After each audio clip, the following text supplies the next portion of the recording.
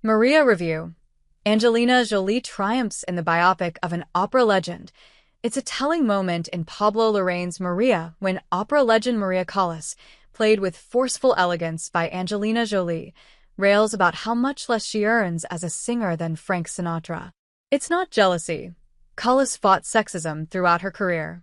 There's unspoken tension in the Sinatra comparison. While O.L. Blue Eyes was hailed for his independence, his signature tune, After All, was My Way. The equally forthright La Divina, the Divine One, was often criticized for being difficult and demanding. I took liberties all my life, she says at one point. And the world took liberties with me. Bathed in autumnal hues lensed by cinematographer Ed Lockman, Maria is set in Paris in September 1977, during the final week of Callas's life. It finds her in a reflective but defiant mood.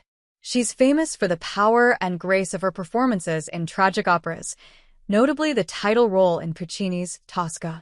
But the film, with its stirring soundtrack and sumptuous production values, costume designer Massimo Cantini Parini created some 60 dresses for it, isn't meant to be viewed as a tragedy, at least not in conventional terms. This makes it unlike the first two chapters of Larraín's now completed trilogy of great women, Jackie, 2016, and Spencer, 2021, in which the Chilean auteur presented Jacqueline Kennedy and Princess Diana as victims and prisoners of cruel circumstances, spousal assassination in one case, royal intolerance in the other. Beyond their control, the Callas of Maria has far more agency regarding her personal affairs. In a flashback scene, one of many in the film, mostly in B&W, she blows off a brazen proposition by U.S. President John F. Kennedy with a raised eyebrow and the chilly query, "Where's Jackie?" JFK's wife, soon to be his widow, is hanging with the equally piggish Aristotle Onassis, the Greek shipping magnate, played by Haluk Bilginer, who was Callas's romantic partner for nearly a decade before he dumped her to marry the grieving Jackie. Jolie certainly fits her leading role, even if her resemblance to Callas is less visual than it is emotional and oral. Months of vocal lessons for the Oscar winner paid off. She impressively handles the singing, which is supplemented in some scenes by Callas's own voice. It's difficult to think of an actor as strong as Jolie playing a victim. Callas is by no means happy, though, as she swans about her expansive Paris apartment, which is cluttered with busts of ancient Roman characters and monumental paintings. She lives with her two staffers, butler/bodyguard Ferruccio, Pier Francesco Favino, and chef/housekeeper Bruna, Alba Rohrwacher, who attend to all her whims, including shifting a piano to random spots as her mood dictates. Callas's mood has grown darker. At 53, she dresses mainly in black, although she accessorizes with a colorful headscarf adorned with songbirds.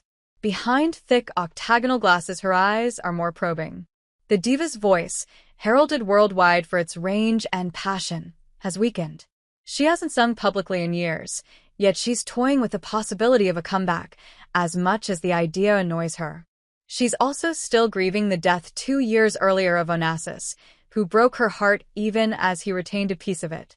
A touching scene shows Callas visiting him on his deathbed. Conflicted by her circumstances, Callas demands an outside table at a cafe. "I come to restaurants to be adored," she tells the waiter, yet lashes out at a fan who approaches her to express his love. Most worrisome, especially to her loyal employees, is Callas's increasing dependence on prescription pills, especially the sedative Mandrax. Ferruccio and Bruna secretly rummage through her clothes, gathering up pills Callas has squirreled away. Her doctor warns that her drug abuse will kill her, as indeed it likely did. She died from a heart attack. Callas is undeterred by the threat of mortal peril.